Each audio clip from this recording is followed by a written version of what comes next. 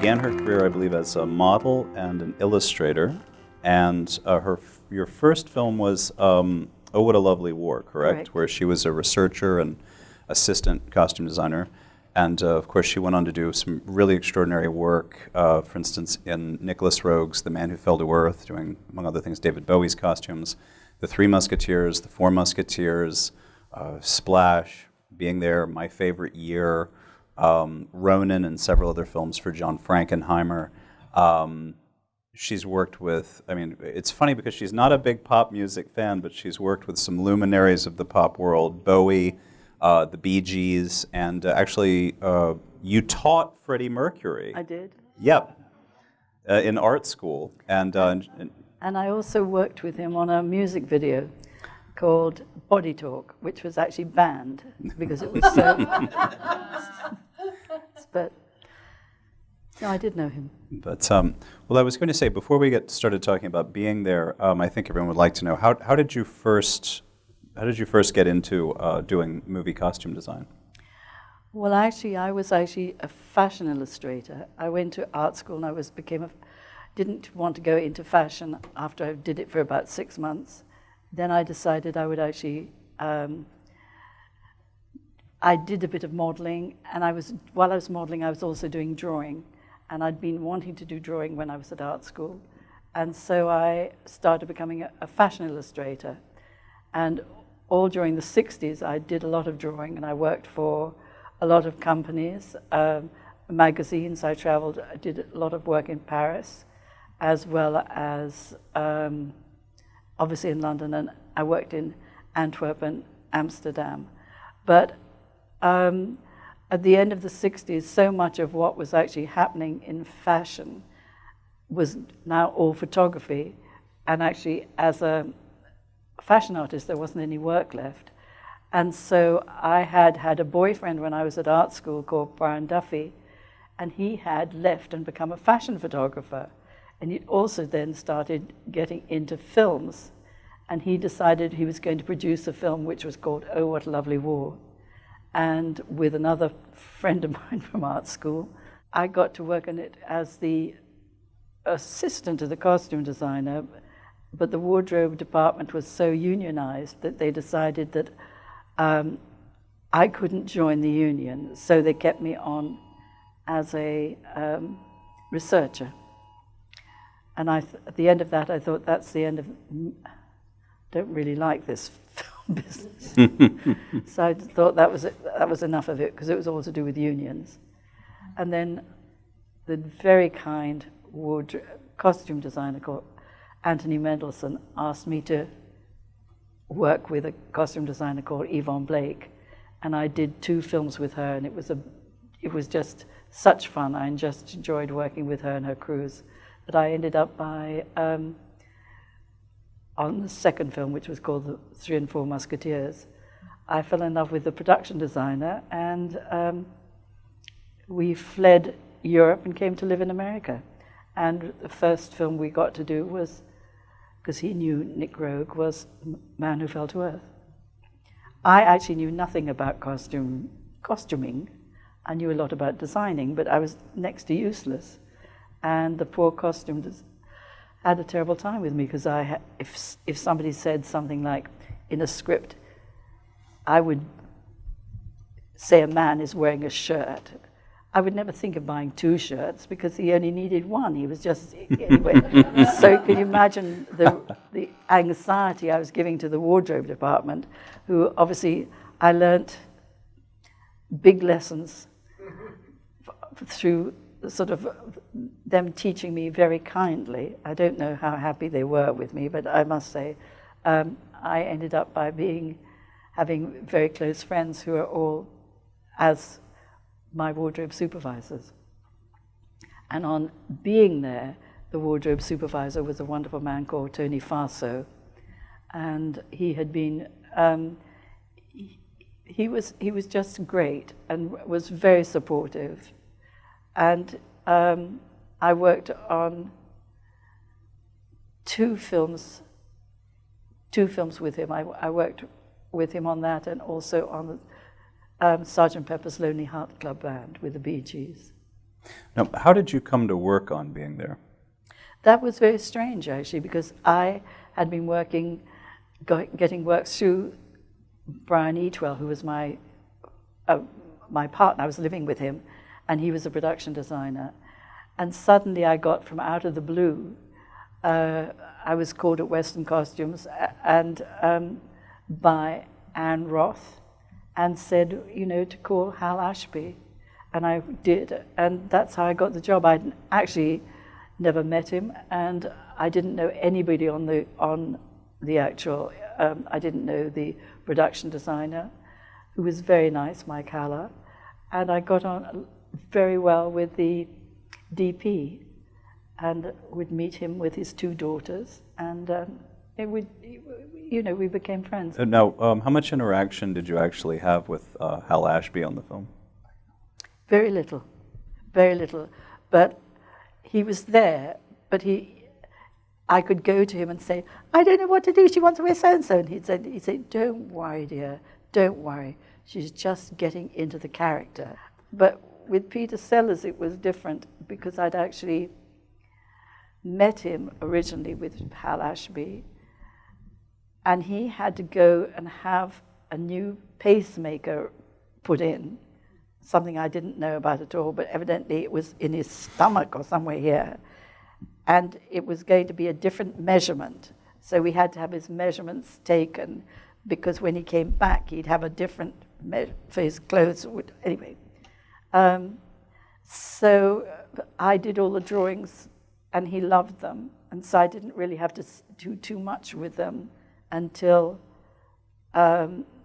he came, and and Ruben Rubalcaba, obviously at Western Costumes, was such a great tailor, and he made all of the clothes and Fabrizio made his shoes. So, and Lily Fonda made a lot of the dresses for Shirley MacLaine.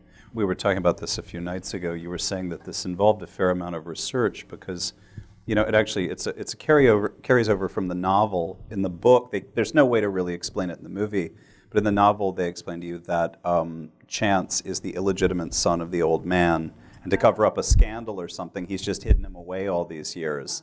And so he just gives him the clothes that are handiest, which are the ones he had in the 20s. And they talk about this in the book. And of course, they're so well tailored, they're so nice. People see them and they just go like, oh my God, like, wow, like this guy's worth a fortune. And it's just, they're just hand-me-downs.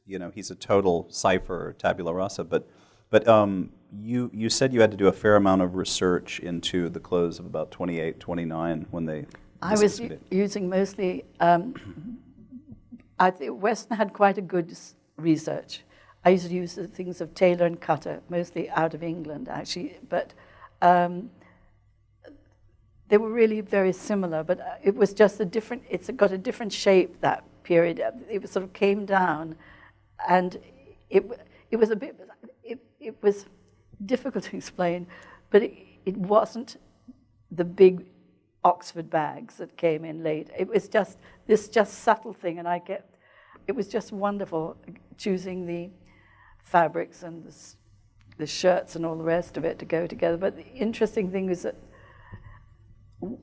with Peter Sellers, I just thought it was going to be wonderful working with him, And I was given a phone call about, I can't think of, maybe about a week or two before we started shooting, in which a friend who was actually the wife of Sandy McKendrick, who was a Scottish film director, had actually, she phoned me up and she just said, I want to give you a word of advice.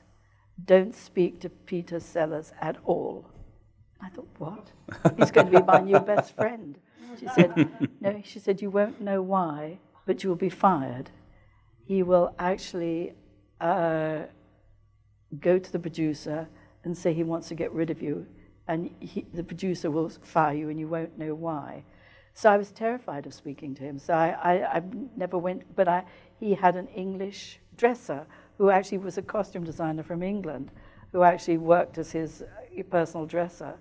And so I would go, the two of us, the personal dresser and I think his name was Mike, would actually go over the clothes and say, we think this, with 3 ties, but this one should go, and we would choose and then he would take that into Peter Sellers, and Peter Sellers would agree to it. So I never really spoke to him much ever again afterwards.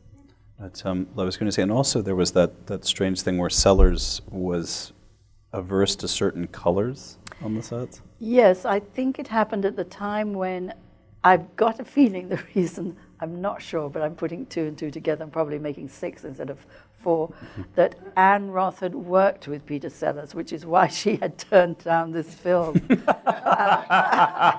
And she's throwing you to the wolves. So I had all of this, but he had certain things that he wouldn't go on the set if there was anyone wearing purple or green, or if there was any green or purple on the set, as far as dressing, chairs, or anything. So we were told that, and obviously one never did it. But then the funny thing is that when we were shooting in Washington, one of the ADs came up and he said, I've got 2 Indian men wearing turbans, and they're very worried about their clothes because if they're in the shot, they think they're going to get cold. Could you give them a coat? So I took them over to Tony Farso in the wardrobe, and I said, could you give these gentlemen coat? He said they wanted them in the next scene, and he just said, and what are we going to do about the turbans then? They're green, aren't they? And I suddenly went, oh. So I went to Peter Sellers, and knowing how he could do a really brilliant Indian accent, I just said to him, Saab, it's very difficult. There's a problem. So he said, well, what problem? And I said, well, Saab doesn't like the color green, and there's these Indian gentlemen with green turbans. So he said, do I have to speak to them? And I said, no, Saab, they're in the background. So he said, all right, I'll do it as long as I don't have to speak to them. But I mean, the thing is, so I got over it that way. That's the only time I spoke to him in the film. And didn't he speak in an Indian accent for a while after Yes, this? and then well, he can actually do that. So he spent the whole rest of the day doing an Indian accent, better than anyone. Well, you were partly raised in India, yes, right? But, So yeah, yeah, so it was. But I'd managed very cleverly to eradicate my Indian accent, so I was really pushing it. But that was a brilliant piece of subterfuge, by the way. But yeah, absolutely. But I think the thing is, you have to be a diplomat. I mean, you can't just Sure, say, "Oh, that's sure. terrible. I can't do that." You just got to work out a way around it. Absolutely. Well, I was going to say, what led you to make? There's certain really wonderful, specific costume choices in this, like the bicycle clips on his pants with the socks when he's working in the garden. Where did those choices come from? It's very English. I'm afraid far more people in England at that time were wearing bicycle clips because they actually had to keep their. If you're trying to keep your trousers dry and you're in the garden, it was just something that was almost. I mean, I didn't really have to think about it. I mean, it was there somehow. It doesn't seem. Now it thinks, oh, I was really quite clever, but I wasn't really at all. It was just automatic. It was just perfect, and it's something that I don't know if an American would have thought of as quickly, but it's a beautiful, beautiful touch. But what other major memories of the production really stand out for you? Well, I think being at the Biltmore was extraordinary. It was just such an amazing building, and I just think the thing is even getting there every day, well, I suppose just being in Asheville and seeing how strange it was because the center of the town was like an abandoned area and everybody went to a shopping mall outside of town. I mean, I've found all of those things, and of course, it was so strange the first, it seems so ridiculous to tell you, the first day of shooting, we were all got in the bus, and then they drove us to a liquor store, and they just said, now go and buy yourself a bottle of liquor. And I suddenly thought, why am I doing that? I've never had to buy a bottle of and it was wine, yes, but they weren't selling any wine. You just went in there, and I remember came out with a bottle of whiskey, and I suddenly thought, that's really weird. I had it in my room. I don't think I ever drank any, but we'd all, and it was all put in a brown paper bag, all of that kind of thing. of actually existing in a totally different, I mean, it's, Los Angeles was just, I mean, I was in such a strange area. I had no idea most of the time what people were saying to me. And I thought, I speak English and they're speaking English, but what are they saying to me? I would have to get people to help me. I mean, it was just pathetic. I just find all of those kind of things I can remember. But seeing this copy of the film was extraordinary because I did see the colors and everything. It really gave me great pleasure because I'd only seen like a very faded kind of print recently, and I hadn't seen anything that looked like this, and I was just blown away with it. No, I agree. This Criterion transfer is such a huge improvement over the old DVD. I mean, it's just gorgeous. They did a great job. Shall we open up the floor to Absolutely. questions from the audience? Questions? Gosh, there Anyone must be have some. questions? All right. Yeah. I know that you are a fan of peaches and yellows, and I found that they did come through very beautifully on this. Were you pleased with the way that they transferred? I was just so surprised to see any of it, to tell you the truth.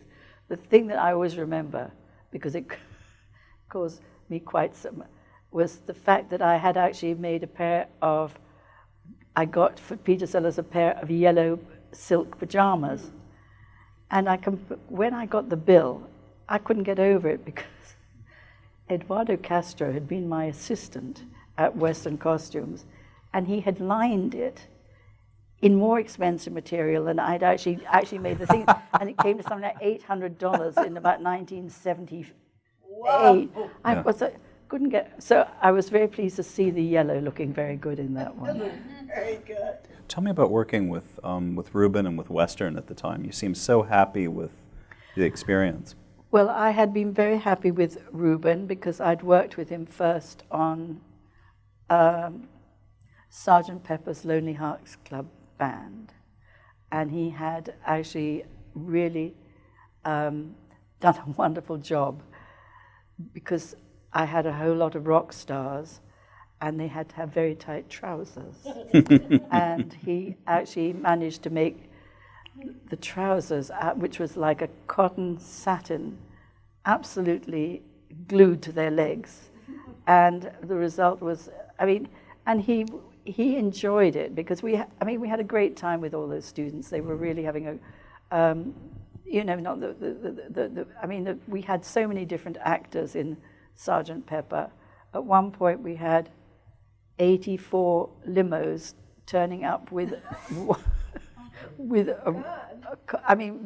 people in, and one of them was actually Barry Humphreys, but that's another story. But the thing is that, but you just never knew who was turning up, and we had. Oh God, Aerosmith, George Burns. I mean, you name it, they're in there. Frankie Howard.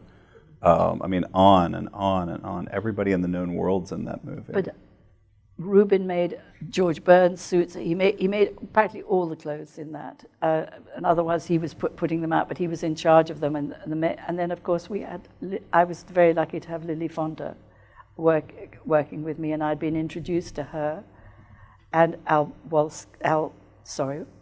Nichols by Anthony Powell, who had worked with Westerns on a show here in LA, which was at the Mark Taper. And he'd obviously worked with them both before and introduced me. I went to supper at his house where he was staying and met Al and Lily. And that kind of friendship really took me a long way because when I went into Western Costumes, I knew somebody there and they were very sympathetic and kind to me. And the thing is that for me, coming from England, the difference is that if you did a design, you took it into Berman's or Angel's and you gave it to the staff that would come in and they'd discuss it with you and they would say what you wanted and the kind of feel you wanted for the clothes. And then you would go away. and a week later you'd come back and it would be totally swatched. You'd choose the swatches. They would a whole bundle of swatches all over the floor, and you would actually start choosing them. Then you chose your swatches they had found, and then you'd go away, and a week later the dress would be made.